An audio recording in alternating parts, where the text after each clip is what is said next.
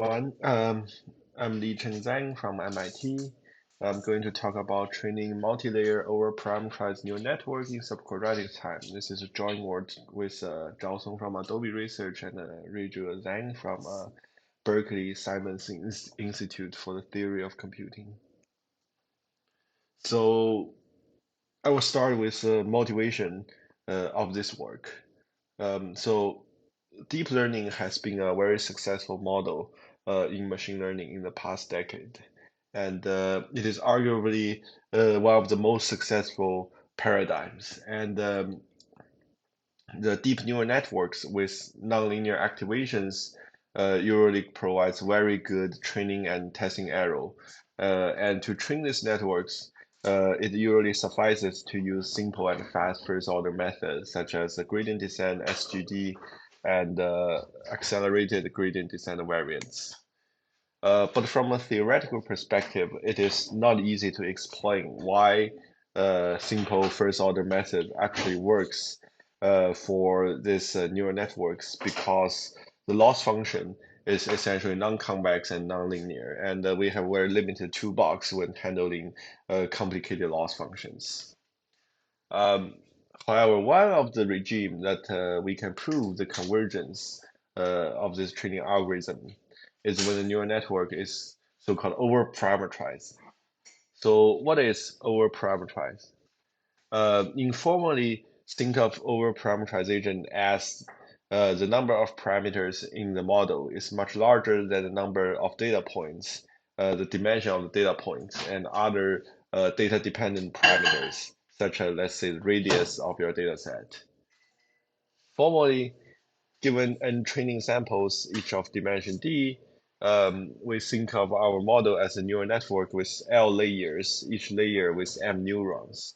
And the over-parameterization says that if your m is as large as polynomial of n and d, then we can guarantee convergence.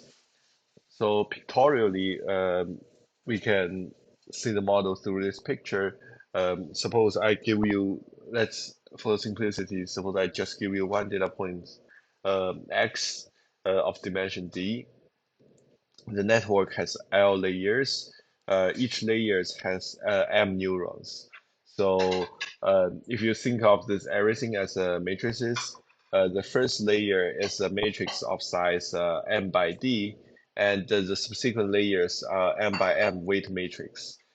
Given this weighted matrix, what we do is for the first layer, we multiply the W1 with the data point, and we apply a coordinate-wise activation function to this vector. And then we recursively apply this procedure. Given the output from last layer, we multiply by a weight matrix, apply a coordinate-wise activation. After air layers, we then simply multiply the output of the last layer with vector A. And as we will see later, this A is chosen as each entry is independent Rademacher random variable. And we treat it as our output of the neural network. So the key idea of over-parameterization here is for the intermediate layers, the number of neurons or the width of the network M is much larger than the data dimension D, and much larger than the training sample size N. So I want to motivate this problem from a practical perspective. So about 3 to 5 years ago, the theory of over-parameterization kind of emerges, and there are a lot of theoretical successes in proving convergence for these networks. But one of the drawbacks is that these networks are inherently very wide networks, and in practice, no one uses wide networks. People just use relatively wide but very deep networks. Um, the story kind of changes in the recent 1 to 2 years due to the emergence of large language models, because this kind of over-parameterization perspective actually depicts the fine-tuning process of large language models pretty well. So, what is large language models and what is fine tuning. So very standard example of large language model probably everyone kind of uses is ChatGPT, GPT-4, and other models such as Gemini by Google, Phi2 by Microsoft. And for these models, they have a gigantic amount of parameters, typically in the order of billions or even trillions of the parameters. And they are very, very general purpose model in the sense that you can basically ask them any questions. They give you a somewhat uh, answer that kind of makes sense. But if you consider deploying these models for practical uses, you do not want such general purpose models. You want them to be specialized in a particular field. And this is where the fine tuning comes into play. So the fine-tuning describes the process that given a pre-trained model, you use a very small and dedicated data set to train it for a few more iterations. The idea is once I have a very powerful general purpose model and I fine-tune myself on a small dedicated data set, I should be very, very powerful for that particular domain of tasks. And in practice, this yields very good performance and tons of startups that utilizes GPT and similar models actually heavily invested on the fine-tuning business. So if you think of this process, the pre-trained large language model is highly over-parameterized compared to the fine-tuning data set, which is usually very small. You fine-tune use a few hundred or few thousands samples, and the dimension of each sample is usually like around like 1K to 2K. So you can treat it as a constant. So if we can design fast algorithms for training the deep and over-parameterized networks, this provides some practical insights for fine-tuning large language models even faster. So this is our main motivation, a fast algorithm for a model that is relatively close to practice with a provable guarantee. So what is the theoretical question we'll be asking here? Recall our setup. We have n data points, each of dimension d. Our network has a number of neurons, or we call it width m, and it has steps L. The model we will be considering here is a fully connected architecture where each layer is represented by an m by m with matrix. So to provide a perspective for large language models, the m here can be order of 10 to the fourth or 10 to the fifth power. So if you're writing down this m by m with matrix, it already uh, already takes a humongous amount of time because this essentially writing down all the parameters in the billions or in the trillions. So the question we will be asking here is it possible to train the neural network in subquadratic time, in sub m squared time? And for LLMs, one good way to think about it is can we implement the fine-tuning process without creating another model that is as large as a pre-trained model? If I just want to fine-tune my model in a very small data set, ideally this new model, like this model after fine-tuning, can be decomposed into the pre-trained very large models such as GPT-4 and a very small representation that represents the knowledge I learned from this small data set. So this comes our main result. So we show that there exists an algorithm given n data points of dimension d, and we use y to denote the labels, x to denote the data set. We can train a neural network f such as with high probability, the training error is very small uh, in the sense that the L2 norm of fx and y is very small. And the algorithm converges in log 1 or epsilon iterations. It takes an m square I time L time to initialize, and each iteration can be implemented in time n times m2 minus alpha time. And here alpha is about 0.32 is a dual matrix multiplication exponent. So in the over-parameterization theory, in order for the training to converge, um, we usually need to choose m to be very large, usually in the order of n to the fourth power. And if you plug in n is equal to m to the 1/4, this leads to a per iteration cost of m to the 1.93, which is subquadratic. And then, as we have discussed before, we can interpret it as an algorithm for fine-tuning. Our general algorithm is a variant of a standard backpropagation style algorithm. The algorithm starts by compute the feed-forward phase in the sense that we need to know the loss of each training data point, and it can be captured by this formula. So here it's not like only WL times phi of W1 xi. It's actually a recursive structure WL times phi of WL minus 1 times phi of until phi of W1 xi. And we measure the loss as a square loss function because essentially we are measuring our final accuracy in terms of L2 norm. So generally there are two ways to update the weights. The first is a relatively standard gradient descent, usually implemented in practice where you choose a fixed or a changing scalar step size, and you take a direction in the negative gradient multiplied by the step size, or a more computationally intensive but yields a better convergence guarantee, the Newton's method, where you, instead of taking a scalar step size, you use a second order term in your Taylor expansion to guide the direction you're taking. From a computational perspective, there are several challenges.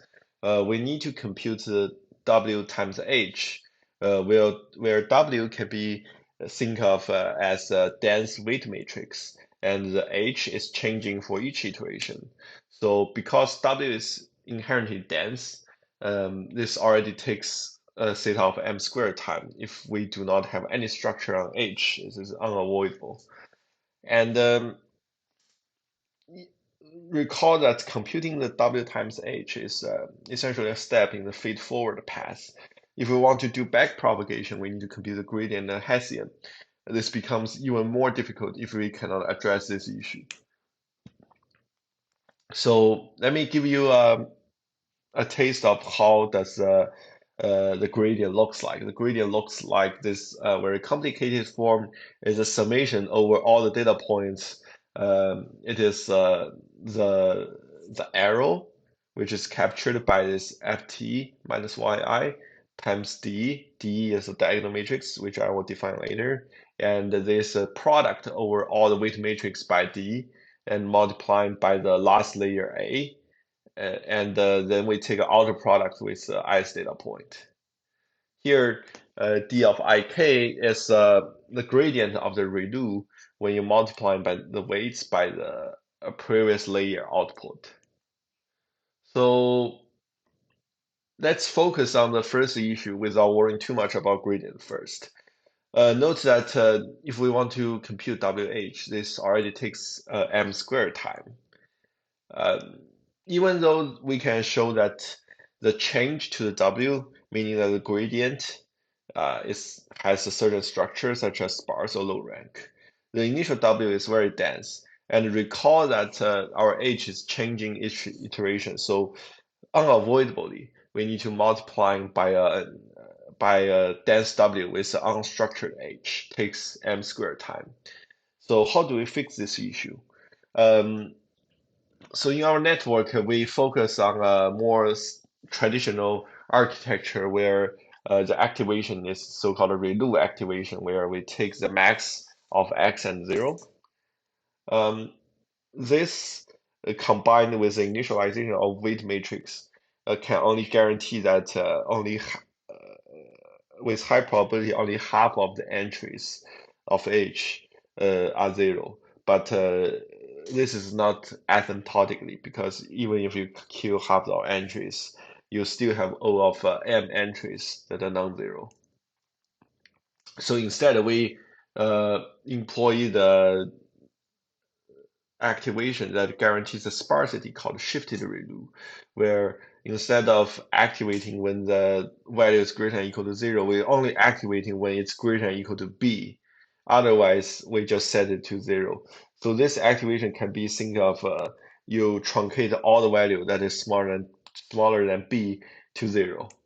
And so we use this shifted ReLU activation to guarantee sparsity.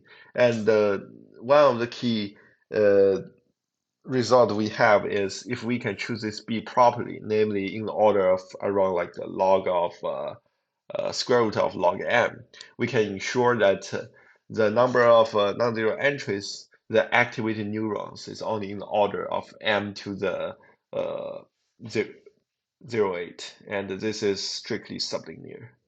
This means that even though we have a dense initial weight matrix, multiplying the matrix vector product takes subquadratic time. So now we kind of handles the feed-forward path. We need to worry about the backpropagation to how to compute the gradient. Recall that the gradient exhibits such a complicated form.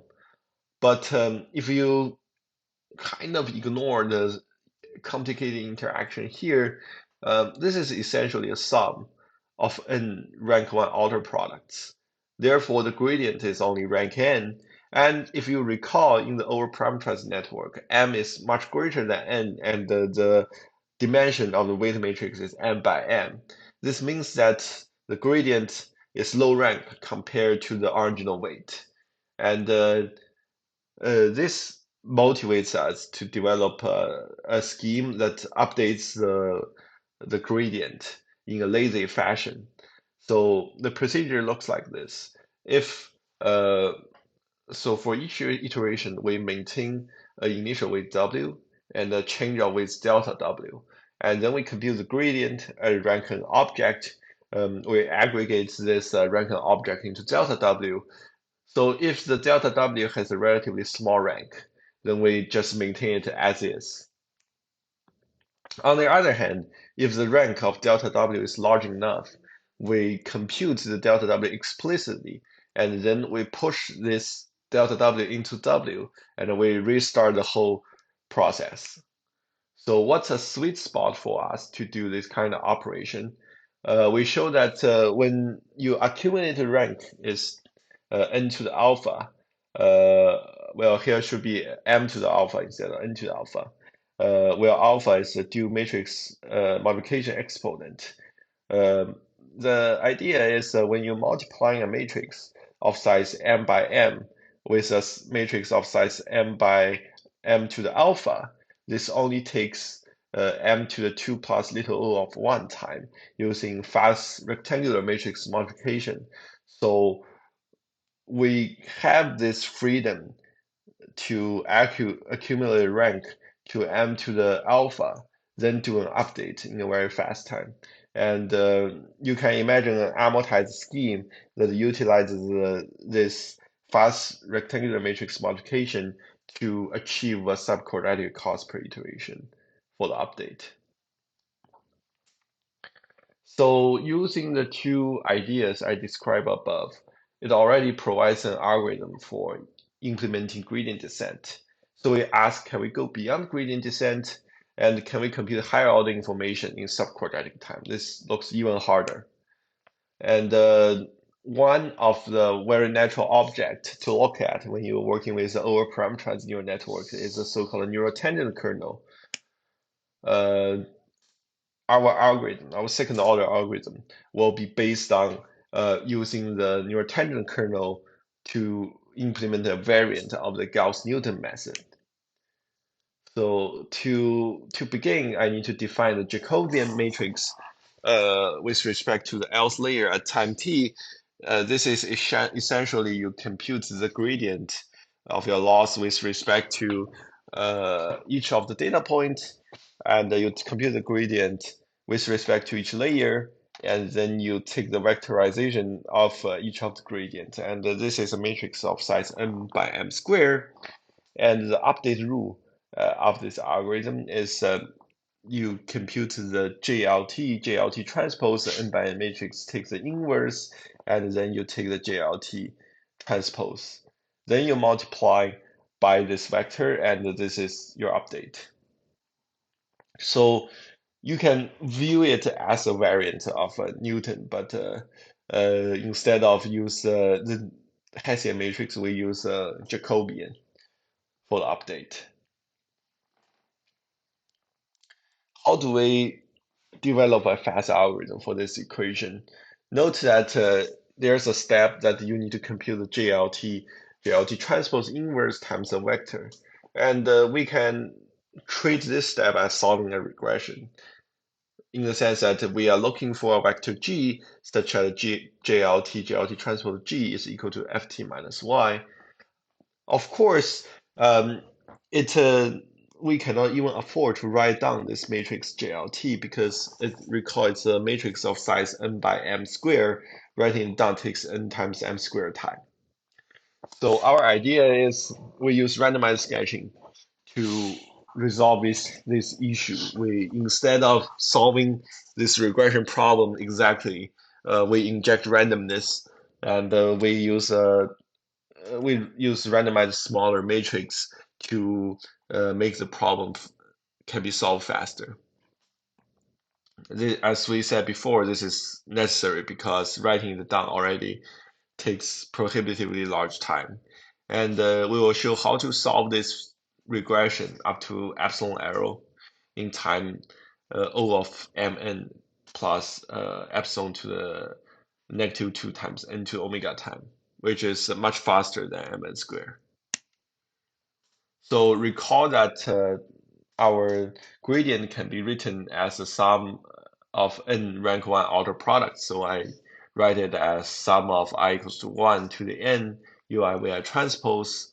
And using this interpretation, we can alternatively write the Jacobian as the vectorization of an order product. And this order product can be written as a tensor product. This inspires us to use sketching matrix that can be applied very fast to input with tensor structures.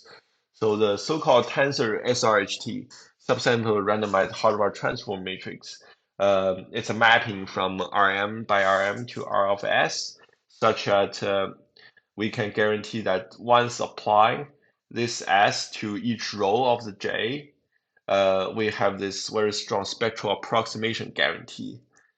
Moreover, to achieve this guarantee, it suffices to choose S to be n times polylog n divided by epsilon squared. So we essentially reduce the dimension m squared to an order of n if you think of epsilon as a constant. Moreover, this powerful matrix can apply to each of the tensor product in time m times log n plus s.